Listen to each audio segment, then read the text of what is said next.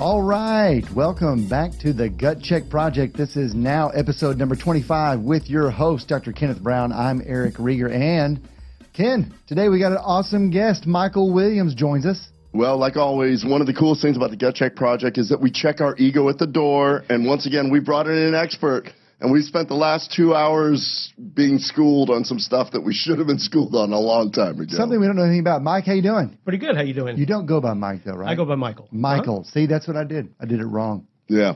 Well, the one thing that we've done wrong a lot is the lighting in the studio, the green screen. We're having fun with trying to learn how to do this. So as it turns out, Michael is an expert in video, green screen. He has been doing this for a long time, and we're going to get into that. And if you're a podcaster, if you like watching this stuff, you're going to understand that everything is not as quite as easy as it meets the eye. You said something earlier. You were like, Eric, one thing I really like is just talking to experts, regardless of the field. And that's what we're doing today. Yeah, well, we had the financial experts on. We had CBD Takeout. We've done Marisol, the Queen of Thrones, who's interestingly an expert in pooping, but that's very separate from what Michael does. But well, I do that, but I'm not an expert in that. Well, interestingly, I know that we'll do quid pro quo on this. I happen to be an expert in that, in pooping, not in lighting. So since if we could trade back in the day, you helped us out with lighting, I'll make sure you poop okay. All right, appreciate that. Well, awesome. Let's do a quick rundown today. We're going to talk quick update on Thanksgiving for all three of us. And then we have a new unboxing that we're going to share with everybody on the Gut Check Project. Then we're going to hop right over to what Michael does best. So, absolutely. So Thanksgiving, I'll just go ahead and start. I went over to my brother's house. Brad hosted. We fried a turkey. We baked a turkey. We ate a lot of food. I had a blast. Thanksgiving is my favorite holiday. I don't really have any crazy details about it. We played games. We hung out. My family, his family, my mom. We had a great time. Why is it your favorite holiday? There's no pretense around Thanksgiving. It's family coming together and hanging out and spending time. We bonded over some athletic events, football and basketball that we watched on TV. We played games. The entire time we were together, you just eat great food. You get lazy. You wear pajamas. It's nice.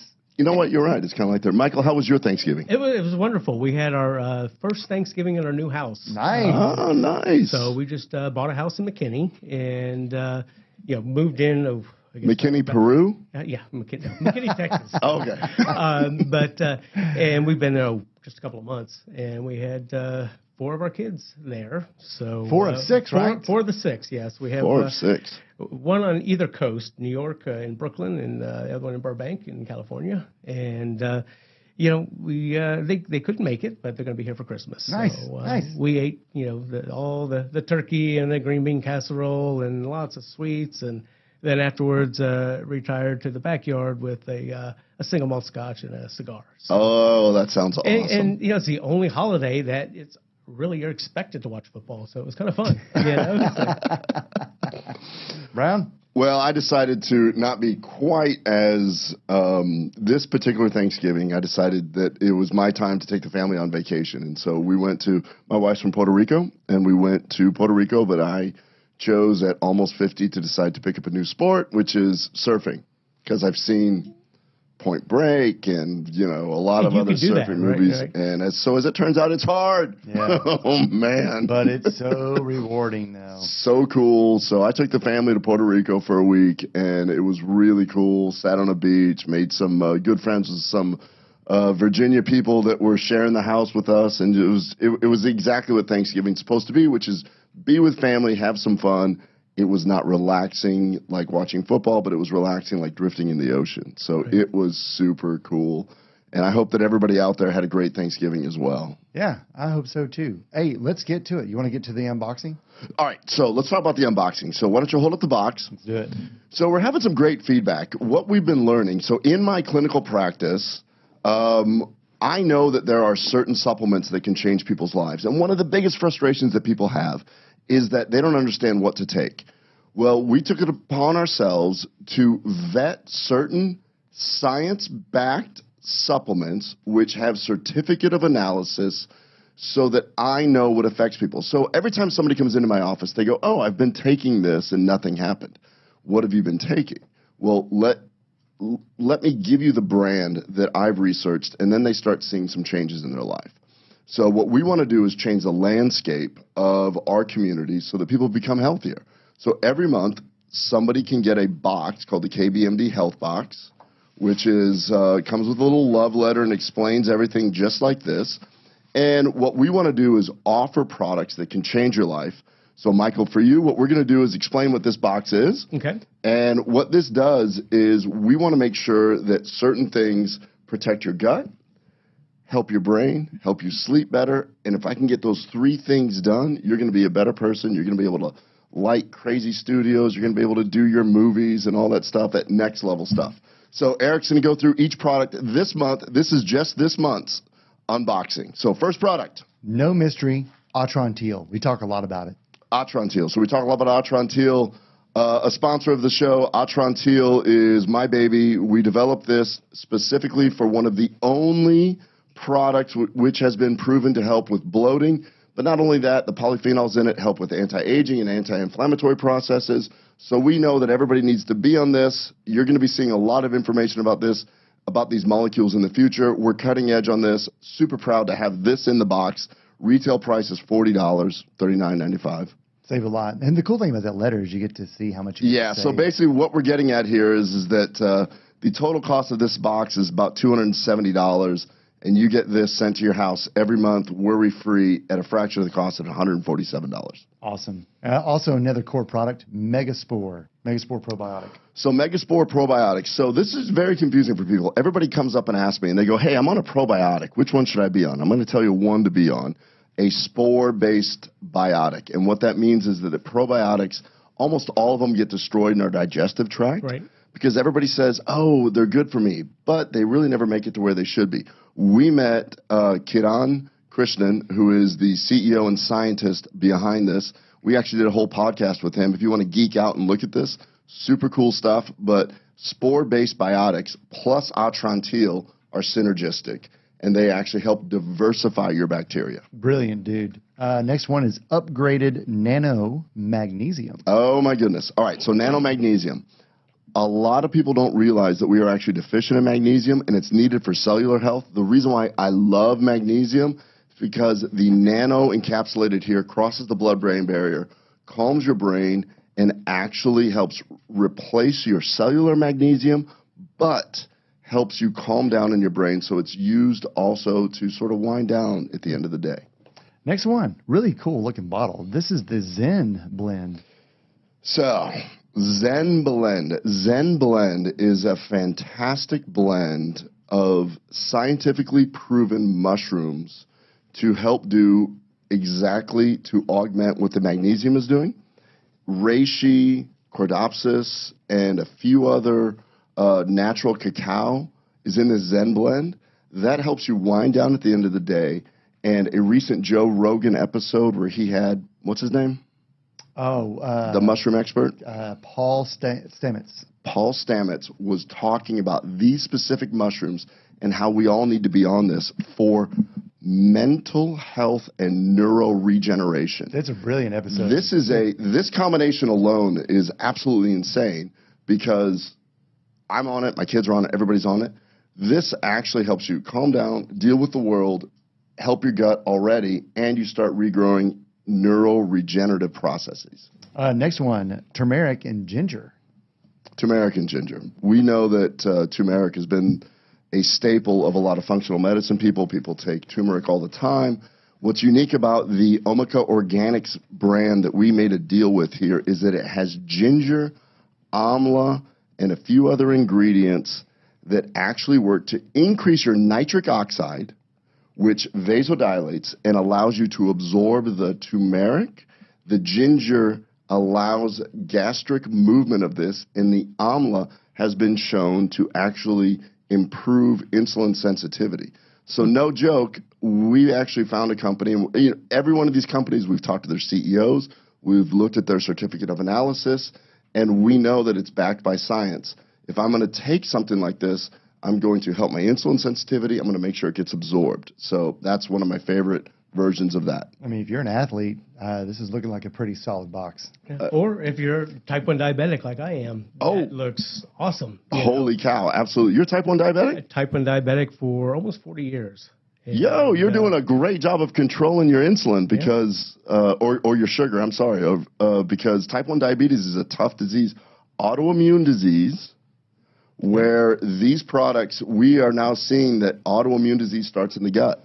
So this is one of the things we're trying to do is help all kinds of people, but autoimmunity is one of the things that we're trying to fix also. Believe it or not, we still have 3 products left. What? So, I thought we were done. We are not finished. LiveWise Naturals.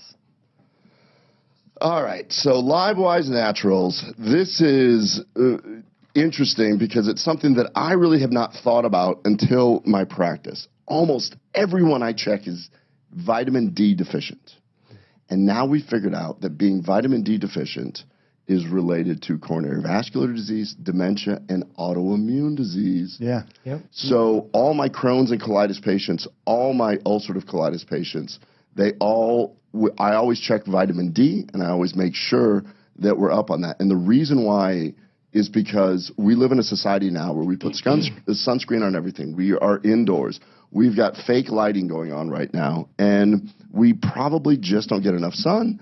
And in our diet, we're not getting the proper ingredients that are there. So almost everyone is vitamin D deficient.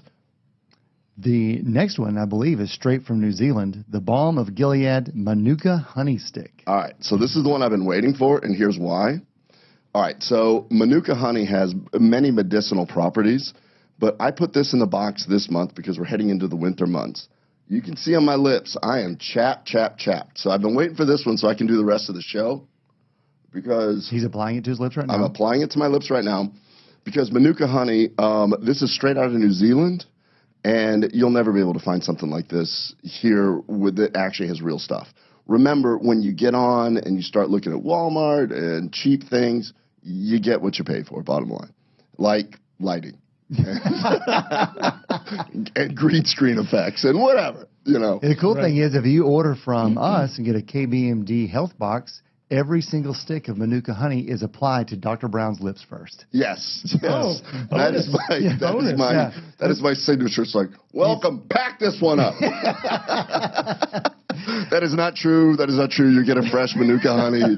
It's got a seal on it and everything. But the whole thing about Manuka honey is it actually has tremendous medicinal properties. This is actually a vegan version, grass-fed, all this other things, you know. Grass-fed bees? Grass-fed vegan vegetables. No, but it's just go ahead and take a look at it. It's fantastic stuff. The next one, I'm going to go ahead and kind of hijack it because this is My Green Fills, which is awesome. If you're interested in having healthy products around your home, My Green Fills is an all-natural laundry detergent, refillable laundry wash. So if you don't want to have more waste, you can mail order from My Green Fills, and in your box you can have your very first container sent to you with laundry wash. And the cool thing is whenever you need more wash, they just send you just this packet. You save this. You just add water. In our house, Marie subscribed to My Green Fills almost 2 years ago. Kids love it. Your clothes smell clean and fresh. It also comes with a rinse. It's a beautiful thing. You save water. You save waste. And you basically save the environment. We're on a septic system. This basically protects everything that we have. So 2 quick things. Number one, I'm probably wrong on the particular Manuka being vegan. I don't think it is vegan. I think it's a grass-fed tallow balm. So if you're vegan, it might not be good for you, but or you want to use it. But that's probably my misstep. But the most important thing is here with My Green Fills. We know the CEO of this company, Mr. Stephen Azell, and the things he does for the world. He has the My Angels.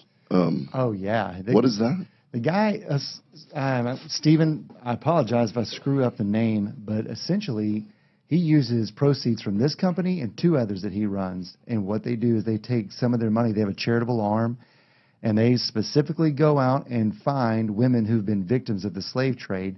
They negotiate with their captors, release them, and then give them employment. They don't just free them and say, well, you're free now, go find your way. No, they actually will hand sew the dryer angels that you will receive to that function as an all-natural fabric softener whenever you subscribe to My Green Fills.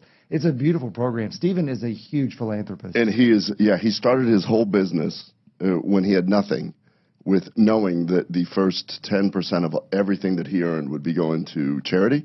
And now he is actually driving, and he's the one that came to us, and he's the one that's powering the member box. And that's why we're so honored to be involved with somebody who is so charitable, giving back and helping lives day to day. But bottom line is, the KBMD member box, if you take this is what I take every single day. The Manuka honey will probably change out when it comes springtime, and we'll find something more spring-related. Eventually, we're going to get to a point where we're going to have the perfect mix and change the health landscape so that people like Michael that chronically deal with issues like type 1 diabetes or anything, we can start making a difference in their life. KBMDHealthBox.com. That's KBMDHealthBox.com. You can order your own health box this month. This is what's featured in this current month. If you were to sign up, like and share not only the Gut Check Project, like and share just this episode to tell someone, tell a family member or a friend, I want you to start living better.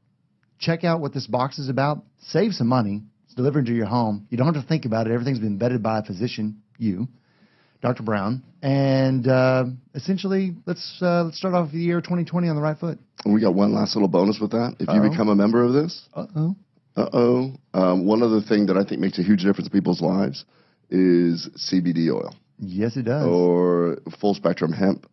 And if you become a member, you get steep discounts as a special gift to get our CBD oil. You get a code that allows you to get it dirt cheap. Dirt cheap at KBMD Health. And if you've been to the website in the last, 11 days, 10 days, you've seen that the store is now fully operational. We had an incredible weekend. Thank you for everyone who participated in Black Friday, Cyber Monday. That was fun.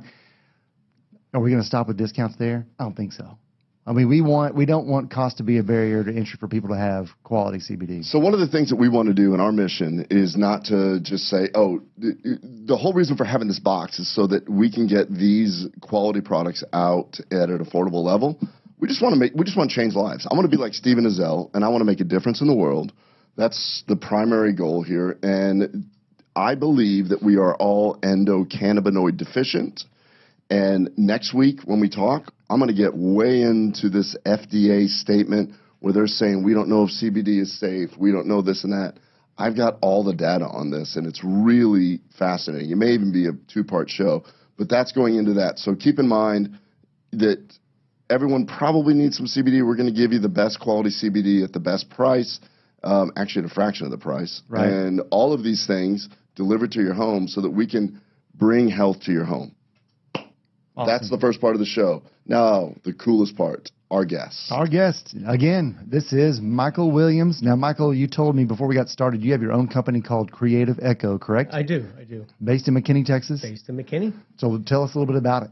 So Creative Echo is what I like to call a micro agency.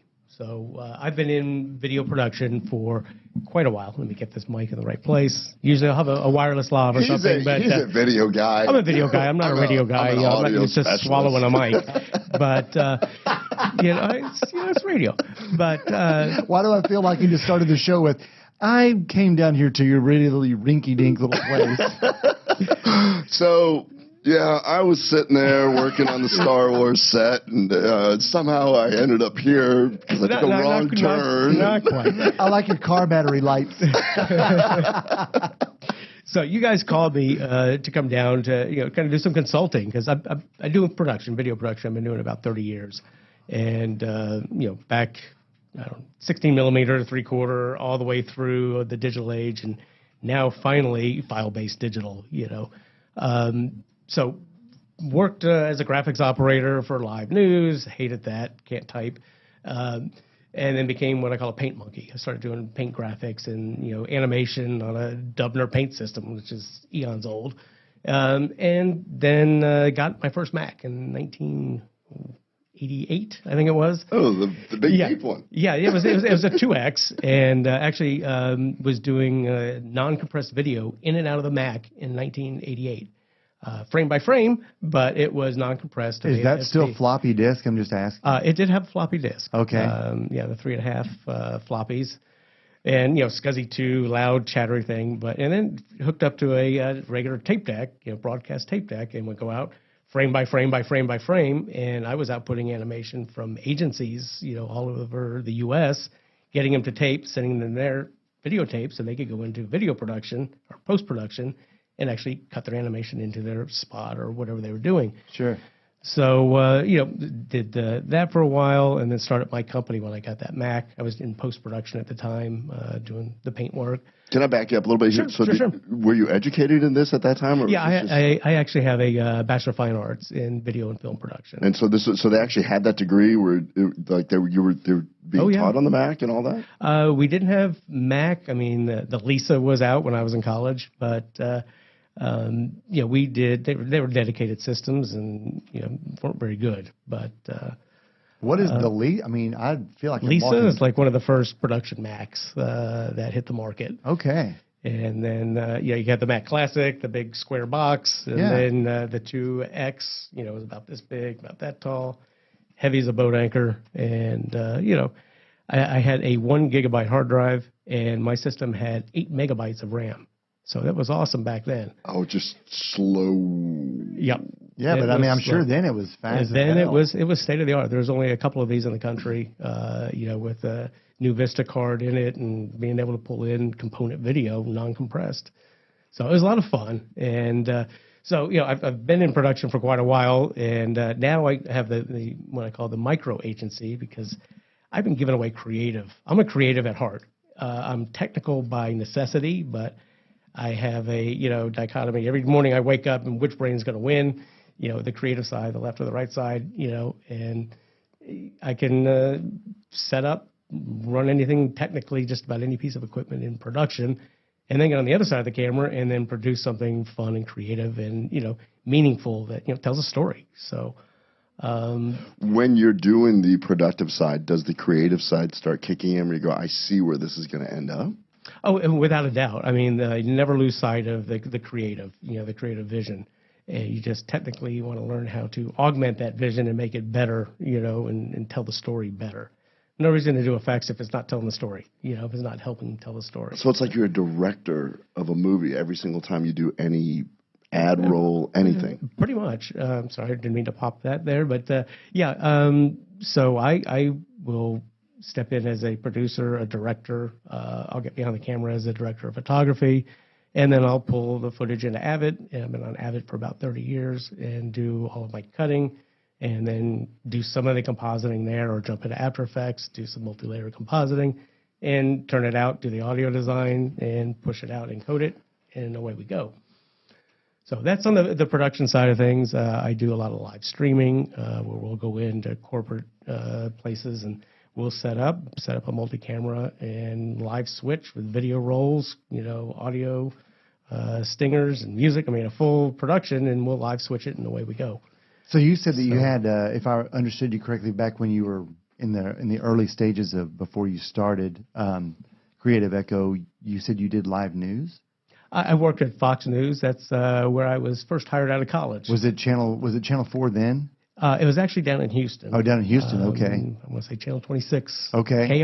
KRIV. So and I'm just kind of curious, leading to what you just said that you've done on the creative side, from doing the lighting and seeing the vision. What did you not like about doing live news compared to now doing a full creative production? What were the limitations in doing a live news broadcast compared to this? In a live news broadcast, everybody has a single position, and you're an expert at that single position, and it takes a crew, of people. Obviously, your director, your technical director, your producer, your camera guys, your audio guys, your graphics guys, and, all of the research that then goes on way before that and leads into it. I do a lot of different things, and I get bored easy. So if I'm sitting behind a camera, I'm going to snooze, if it's multiple days, day in, day out. So I like to jump around and learn, and I've been learning for 30 years, and that was why I got out of live news. And plus, I can't type fast. So and I was a Chiron operator, which was doing the live CGs, that show up right here, the lower thirds. But it just wasn't creative enough and fun enough. It was the same format, the same grind, just different content. And I like to change things up a bit and have some fun. So, well, the reason why I was asking that question is it seems to me that what you did is the evolution of where everyone is intuitively going to get their information now. When I was growing up, everybody watched the news. My parents watched the news, and I don't really know anybody who really watches traditional news like they used to. Certainly not in the same numbers, and certainly not by percentage or capita, right? So you left the stodginess and the like you said. I mean, it almost sounded like you were describing a sterile environment for the way things were presented, and now you're creative in what you want to do. Podcasts, people turn to podcasts more than they do traditional news shows. I mean, it's really interesting that was what you just did intuitively on your own. That's what everyone's doing. Exactly. And it's interesting because this kind of shows the level of knowledge that's actually required to do something at the level that you're now doing things. So you have all these people that want to do YouTube videos. You have all these people that want to do things. We brought you in today, and you started looking at the studio, and you just went, okay, so this is why it doesn't look as good as it should. And you started going into such detailed analysis, which is so cool because really what I want this show to be is let's talk about the technical aspects, because a lot of people want to say, oh, I want to have my kitchen show for even my 100 audience, whatever. So let's start breaking this down a little bit. Let's start looking at what we're dealing with here, what you changed up, and the simple changes that you made for the lighting. Okay, so when I came in, and of course we're using what we have, and we've got some LED lights. We've got 4 LED panels. They're probably about 400 LEDs, if that, maybe 300, looking at them.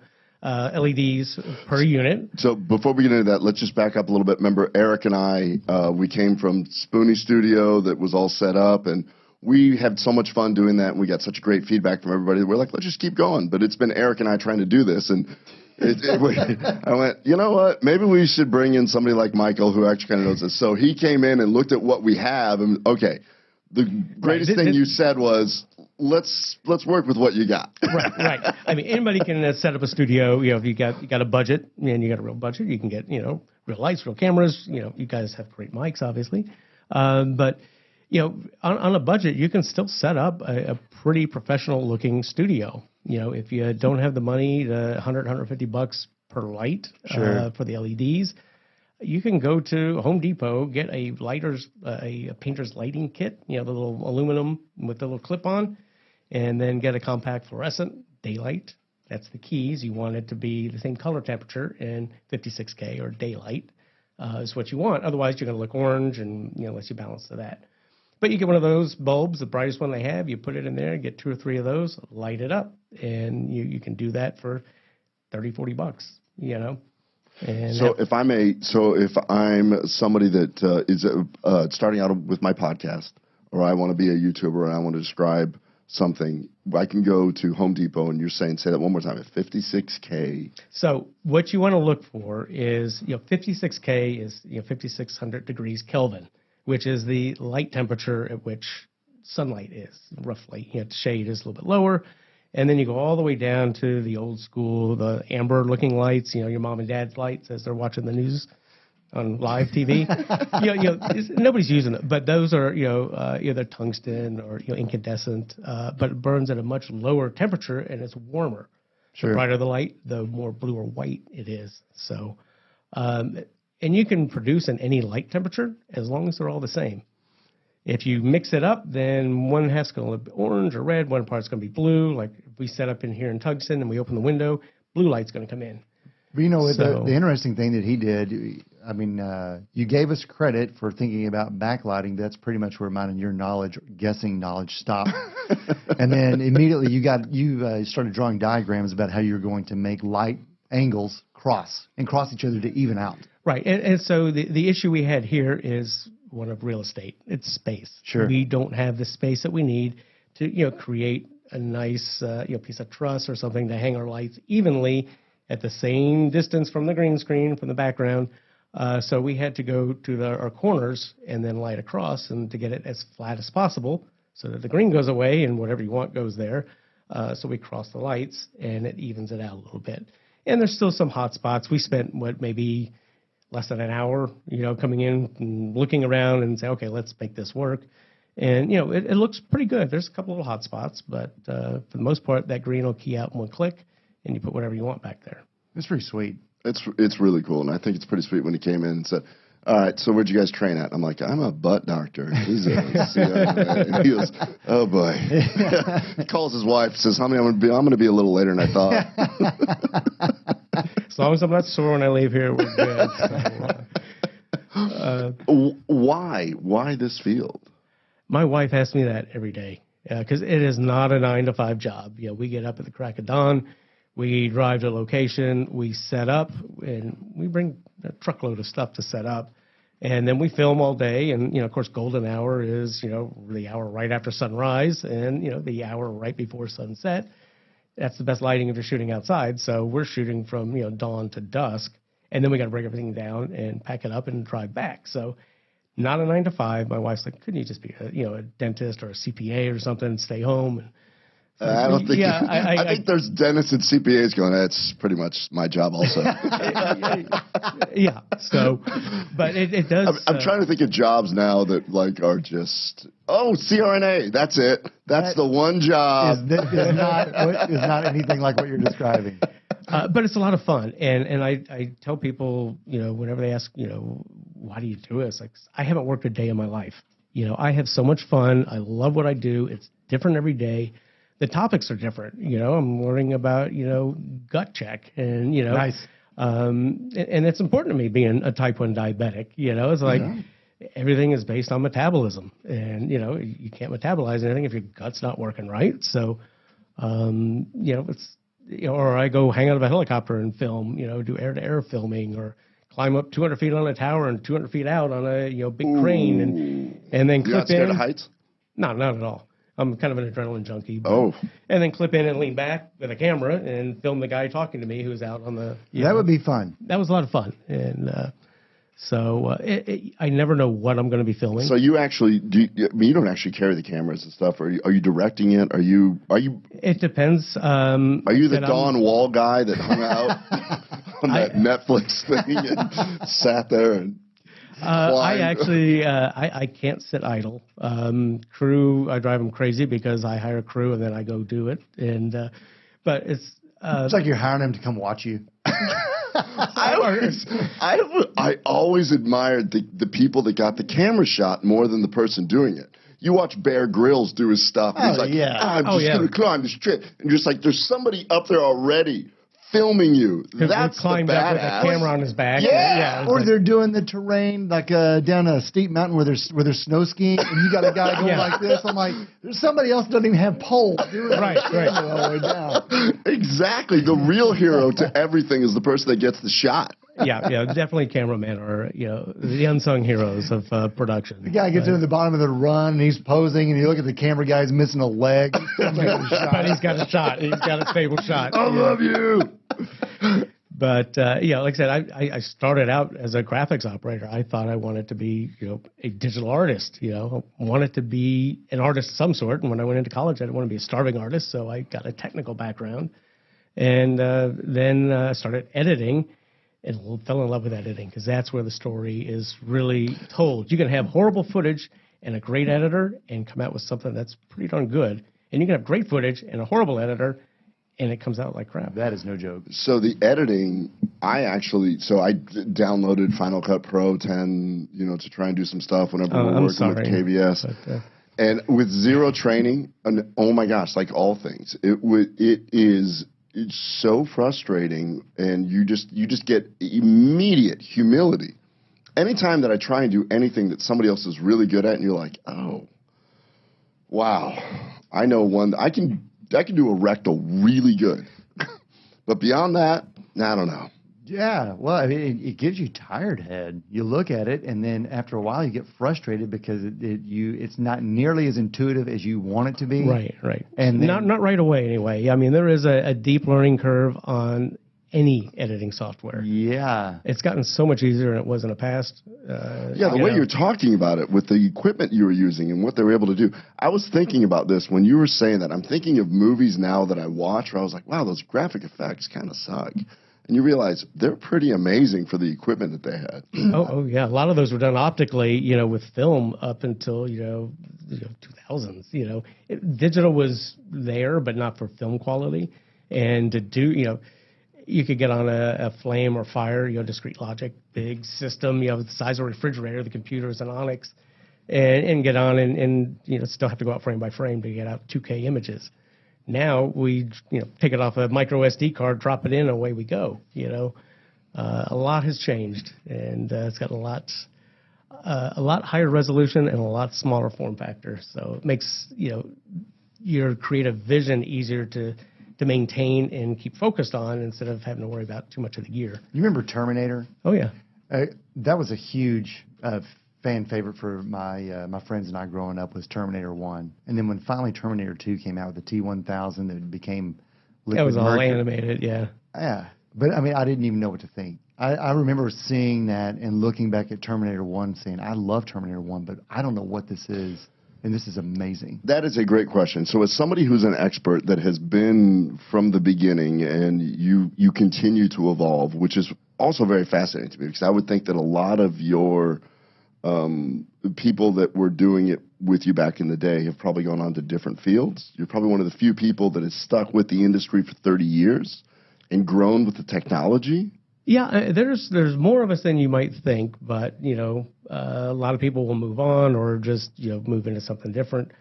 But technology is definitely changing. You've got to keep up with it, or you're going to get lost. So, as an editor, what movie? When I ask you, what is your favorite movie that you look at and you go, from a technical aspect, this is brilliant? Well, I don't have one favorite movie.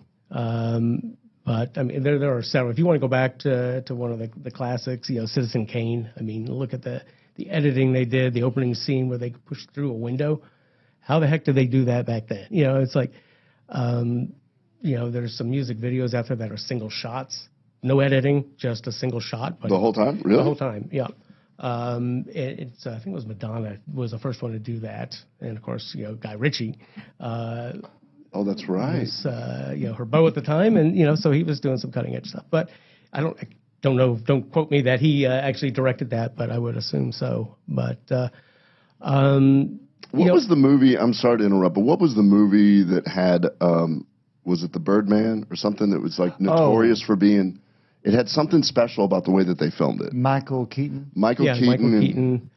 I'm not real familiar with The Birdman. I did watch it. Right. I think it had. I think it was one take. I think it was one stream or so. I don't remember. Well, multiple shots. I mean, they didn't do the whole yeah. movie, but they really kind of embedded that, and it's fun to be able to tell the story and not have to cut away. To be able to just, because we don't cut, we don't blink and okay, another shot. Sure. We turn our heads, we move, we as humans, that's more natural for us to see the world that way. So it's interesting that people are finally getting back to the way the human eye perceives reality rather than forcing your brain to take the story you want them to.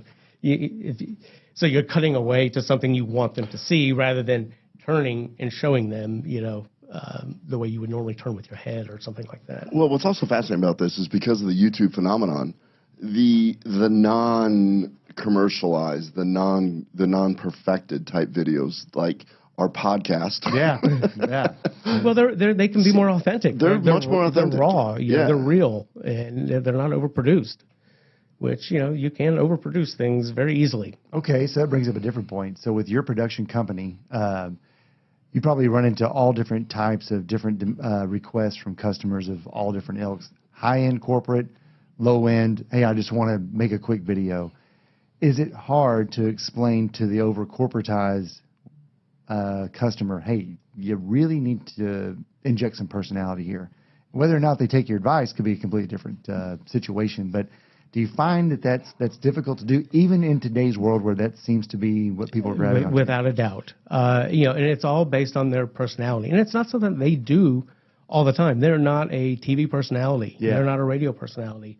They're a CEO of a tech corporation or, whatever. And, yeah, you got to pull the stick out sometimes. You being that kind of doctor, you got to pull that stick out and let them loosen up. I don't use sticks in my job.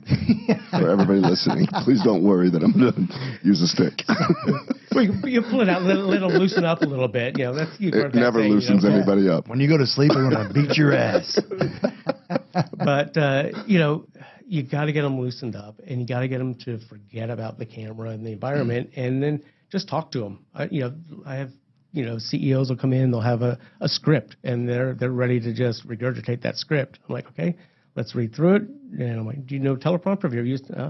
No, what's that? I'm like, okay, well, read through the script one more time, and we're going to put it down. It's like, no, they freak out. I'm like, no, we're just going to talk about it, and I'm going to ask you questions, and you're going to respond, and we're going to get the real story, not something that's been through legal. Now we have to go through legal later, but at least it's from the heart and it's real, it's authentic. We were, like we were talking about before, Eric's father, well, I didn't actually tell you about this, but the reason why Eric is so good at sound is because his dad was actually involved in radio most of his life. And so Eric was around this and enjoyed it, and his dad taught him, and he was a musician, and Eric's a musician. And tell him about that real quick. Oh, yeah. I mean, my dad was, I grew up in Gainesville. Okay. And my dad, by the time I was born, he was the sports director for the small KGAF radio station, which is still there today. And he also was a DJ up there at the radio station. He had plenty of friends all throughout DFW that were also in radio.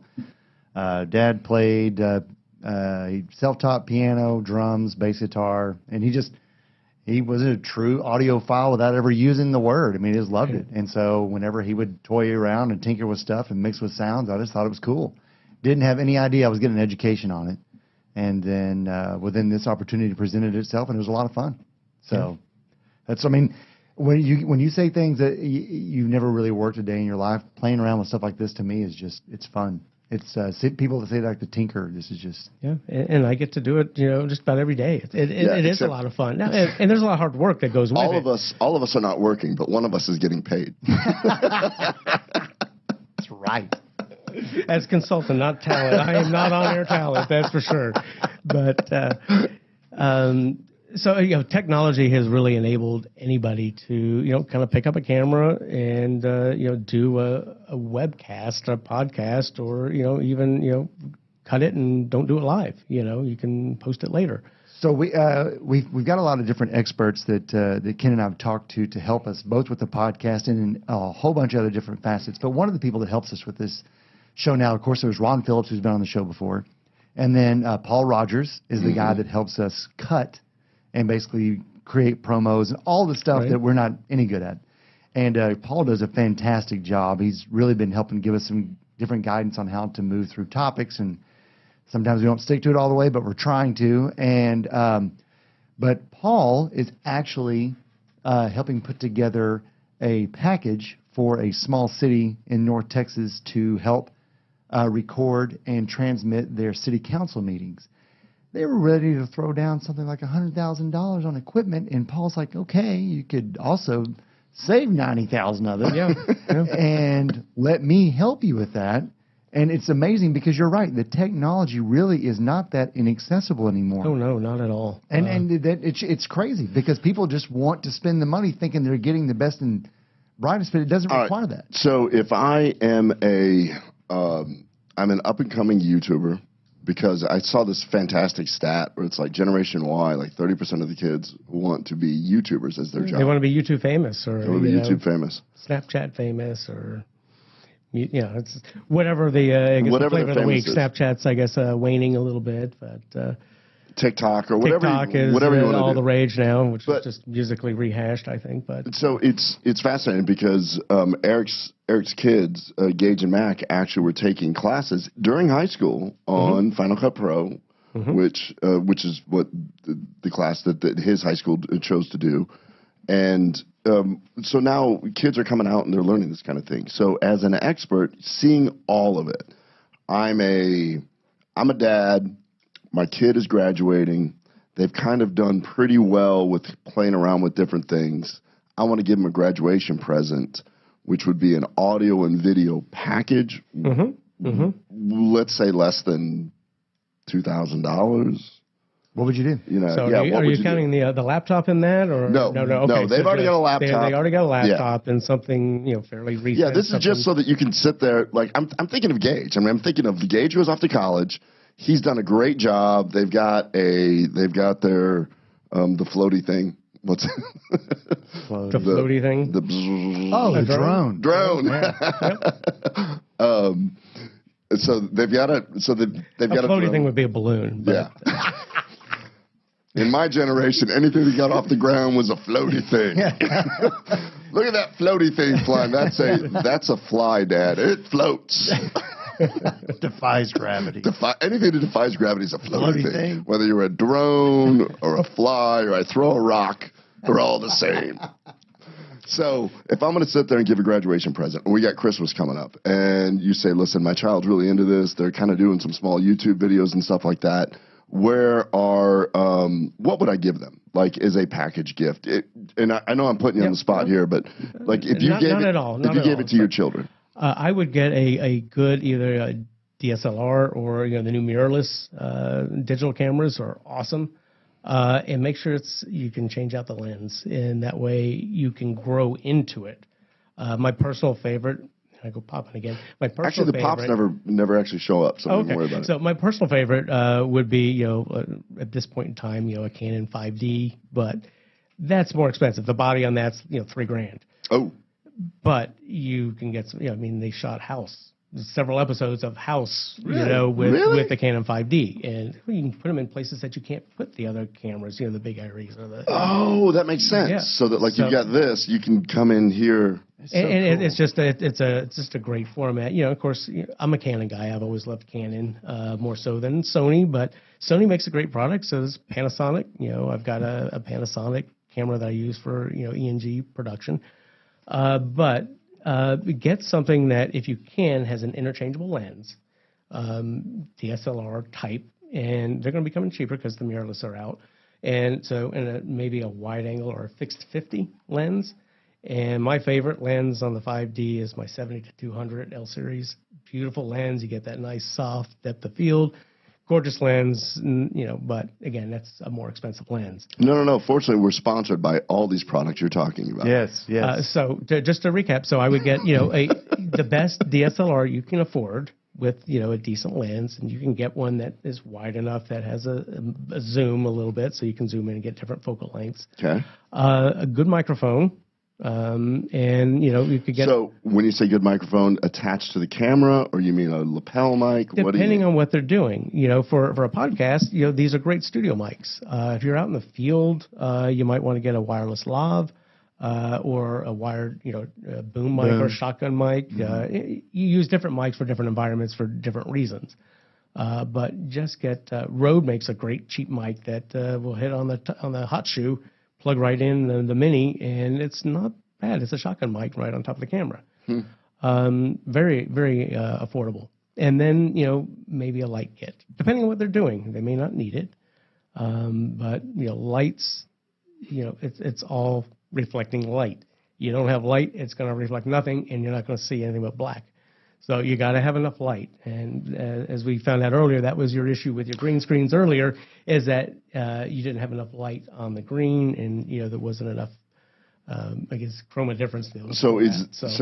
Are there light kits that come with multiple lights and you can do different things? Oh yeah, and LEDs are wonderful now. We didn't have the luxury of using LEDs when I was coming up in production, but LEDs, it's a small form factor. It's super bright. You can even go to Walmart or Home Depot or any, Batteries Plus actually has some great LED panels that are battery powered. And you get a little cine arm, which is, a quarter 20 thread that can go in the hot shoe or, on the camera or clamp on.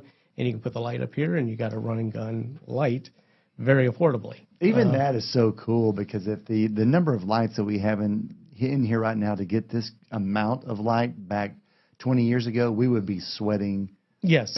Oh, that's without true. a doubt. Yeah, I mean, it would be incredibly hot in here if it weren't for that. Because the heat on these. I'm sweating, by the way. So I'd probably be just pouring sweat, is what you're saying. Yeah, it would be Yeah. worse.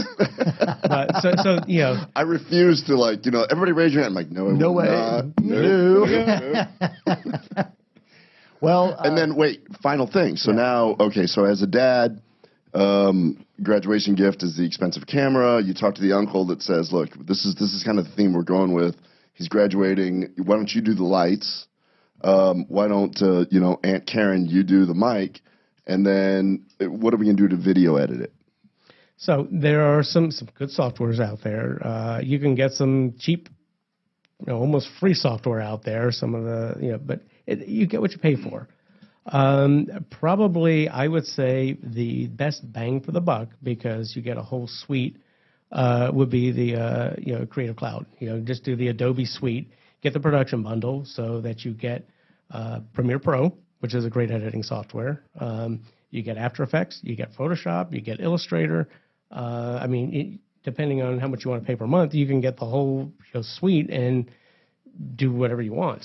You know, they've got, you know, sound booth, they've got, you know, all kinds of different tools, and you're paying like $59 a month or $50 a month for that. That would be the best. But to go out and buy something, you know, I'm an Avid guy. I've been on an Avid Media Composer. It used to be, you know, $100,000 on a system, and then it came down to the price point recently of, it was like $2,000 for the software, and they just recently have gone back to the same model Adobe is, with the monthly subscription, and it's about $50 a month as well. okay. But there are some out-of-the-box stuff, depending if you're Mac or PC.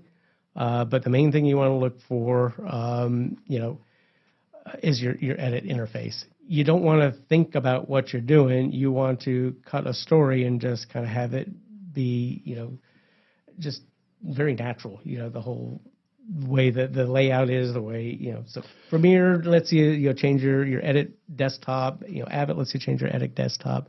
I think YouLead had some real super cheap stuff that used to come with the DVD stuff, and you can cut on that. And even, you know, iMovie, you know, on a Mac, you can do some things there. Stay away from the presets, because everybody uses them, and, you know, my opinion, overused presets and overused graphics just because you think they're cool is kind of cheapens it a little bit. Think of what kind of, and it doesn't have to be a graduation gift, but think what kind of a cool thing it is. Your children are going to be using this technology anyways. Your children are looking at YouTube. They're already interfacing with this. They're already looking at this. Then if you give them the ability to tell the stories that they want to tell, then you can start directing, hey, we're going, so-and-so is getting married.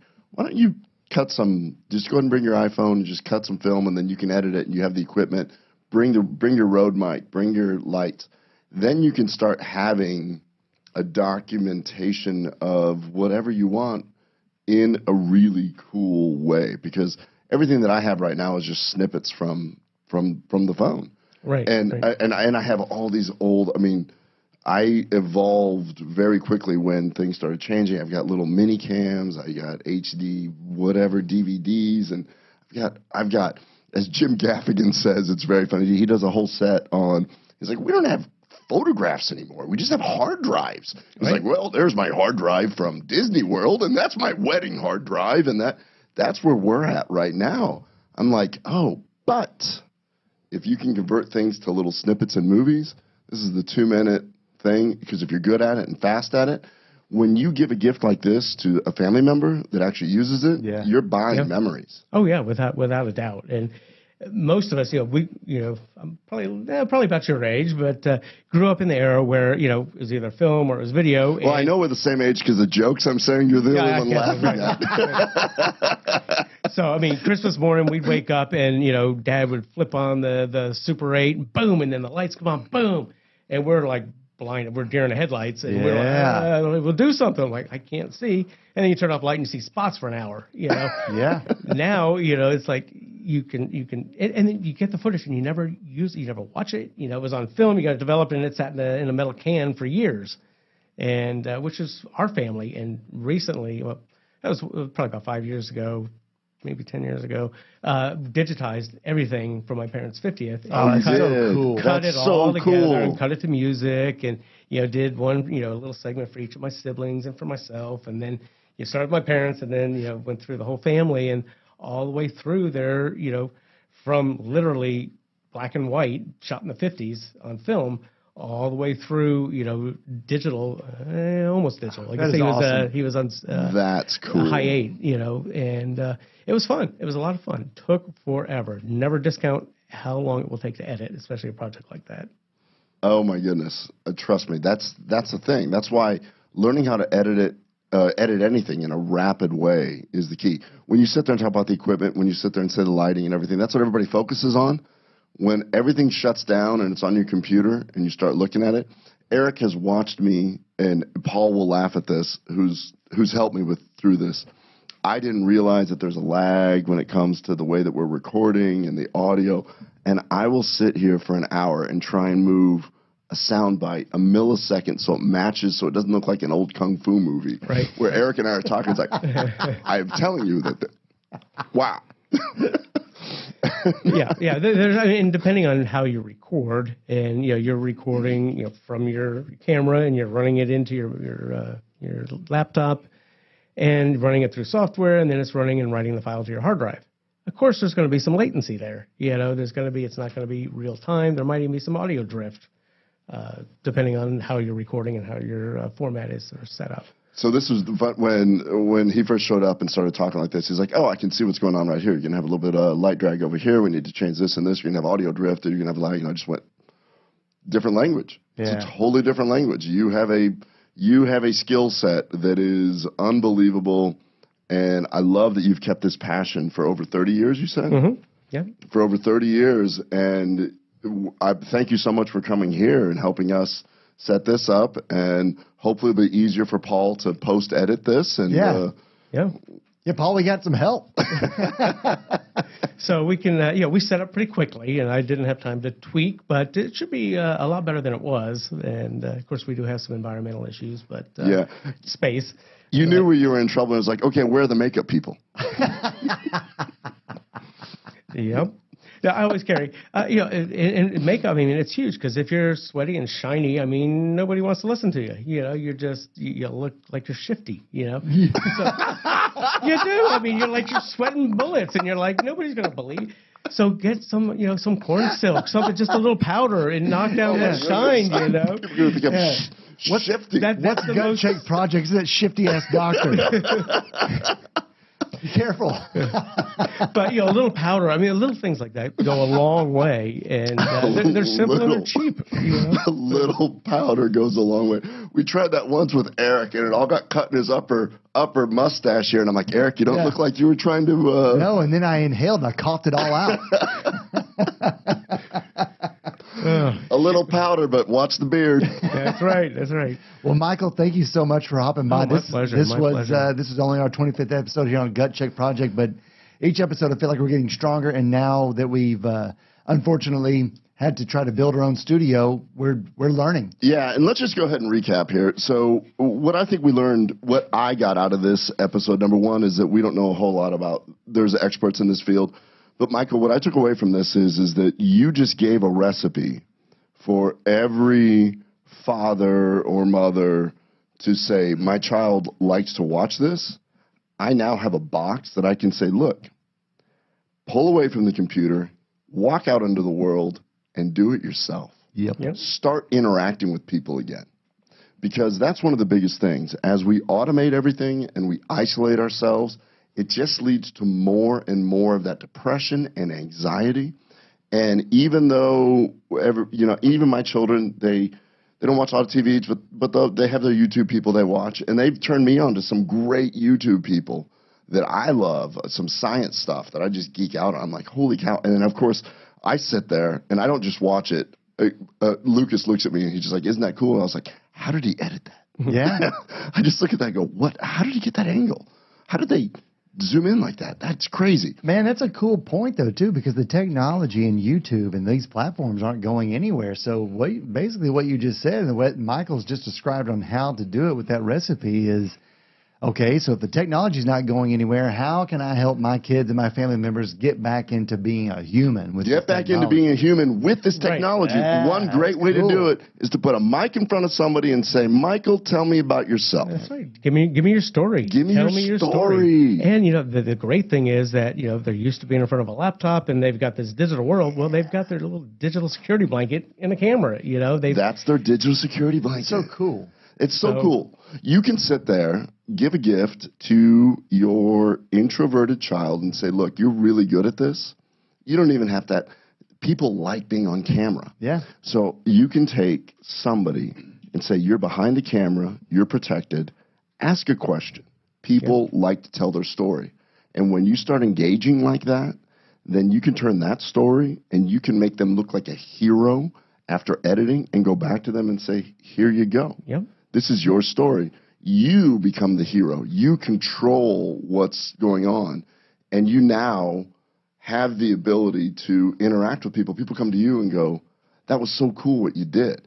And now, as a parent, if your child is being a little introverted and stuff, you can sit there and teach them how to come out of their shell with a camera. Yeah, and it inspires creativity. A fun thing to do is we gave my daughter, I think she at the time was like 10 or 11, and we gave her my 5D, and I said, just go film some stuff. Let's have some fun. And she took it around the house and shot all kinds of just random weird stuff. And she's like, well, I want to make a perfume commercial. I said, perfect. We didn't have Johnny Depp, but we had this random thing, and it was awesome. Put together a 30-second spot, and it was a lot of fun. You get to see inside your kids' brains when you're not looking. It's like, what's going on in there? I had a lot of fun. That's cool. My son a few years ago had to do a commercial, and you could do it like either written or recorded or whatever. And I came home and they showed me, and he got my daughter involved, my wife involved. They wrote a whole script, and I just came home to watch the end product, which was unedited, but it was so funny to watch them, and it was so well done for an iPhone. Just Right. clip, quick time, put it together. I was so proud of that, and I just looked at it, I was like, that is a family moment. Everybody got involved. It was cool. Almost family moment. I had to work so that they could afford to do that, but that's a whole separate thing. It's pretty much the theme of my life. I understand that. But man, I like that. I like the whole idea that we just came up with right here. Yeah. Engage, put everybody. So the Joe Rogan recent podcast with Joe Stamets, was that his name? Paul Stamets? Paul Stamets. So it's all about mushrooms and psilocybin and a few other things. If you don't know anything about that, listen to it. It's really wild. But he said the coolest thing ever, which was, the thing is that we are in a competitive world. And if everyone became a little bit more enlightened, a little bit more accepting, and a little bit more willing to learn, then we would grow exponentially as a race, as opposed to what we're doing now, which is I'm trying to beat you to the next hurdle so that I can make $10. Think of where we could grow exponentially if everyone had the ability to go, you're a really cool person. Let me pull out my digital journal and let me learn about you. Yeah, which is what it is. It is a digital journal. So one other thing I would recommend is, we shoot this and, you give it to your kid, they go off to college. What's that? What I is don't that? know. Time to go? Not my phone. Not mine either. That's yours. I don't know how. Anyway, let me get this turned off. It's on silent. That's the weirdest thing. It sounds like it's coming through our sound system. Yeah, it does. It's weird. It does. Yeah, I've got nothing running here. And I'm on silent. See? It's on silent. But it is coming from here. That is bizarre. It's so weird. That's awesome. Yeah. So the cool thing about video editing is we can take this part out. Exactly. So, what must have happened is my wife got into my Spotify account and it started playing here. That is So she so probably turned wild. Spotify on at home, or my daughter more likely did that. But what I was going to say is that you could go off to college and you shoot all this footage, and they're going to run out of space. So I would recommend you get a cloud account of something and have them upload it, because then you have access to it. If you give them a hard drive, you'll never see it. Yeah. Have them upload it, and True. you're paying for it. So say, look, I'll archive it for you, and then you've got access to that footage. Yeah, and I think now I even finally got my kids' phones. We talked about that a couple episodes ago, and having unlimited storage now with the iCloud is dirt cheap. It's nuts. Like I mean, it's just I don't know where it's all going. I don't know. I mean, I keep thinking that like SpaceX is going to go, we're hitting data. We can't get through it. Too many pictures. Like I don't understand the whole cloud thing. Someday we're going to look up. We won't be able to see sunlight. Right. It's just going to be pictures of people. Just a bunch of ones and zeros all over the sky. Right. We won't be able to do anything about it. Well, I do know that you need to go, but we've had an awesome show here today. I do want to remind everybody to like and share the Gut Check Project. Certainly appreciate everyone. The new website will launch at some point in December. We thought it was going to be before Thanksgiving, but that's not how websites go. And most importantly, we're one of the few places right now that you can actually purchase CBD online. Correct. Because there's been, as everybody's probably noticed, they're popping up all over like in buildings. But the reason why is because we went through all the meticulous process to actually have the ability to sell a vetted CBD full spectrum hemp product called KBMD Health CBD that we've got certificate of analysis. I see the clinical benefit with people, and we are giving tremendous discounts because we know people need it. This is much more about us helping people, much like you giving this kind of advice to help people to have great video editing. We want to make sure that everybody ultimately has a better life. That's what the Gut Check Project's about. It's about trying to improve lives. Definitely. Don't forget, if you want to connect with Altron Teal, you can go to lovemytummy.com/Spoonie. If you would like to learn more about the KBMD Health Box, go to kbmdhealthbox.com or kbmdbox.com. They'll both take you there. And if you'd like to connect with Michael Williams at Creative Echo, is there a place they can reach you? Yeah, it's go to creativeecho.net, and you can find out more about what I do, and you can book an appointment, or you can get my email or any of my contact information. That's awesome. So creativeecho.net, not .com, creativeecho.net. Connect with Michael Williams. Thank you so much for being a part of our 25th episode. Like and share Gut Check Project. Thank you all very much. Once again, thank you. Thanks, Michael. Lots of fun. Appreciate it. You bet. See y'all soon.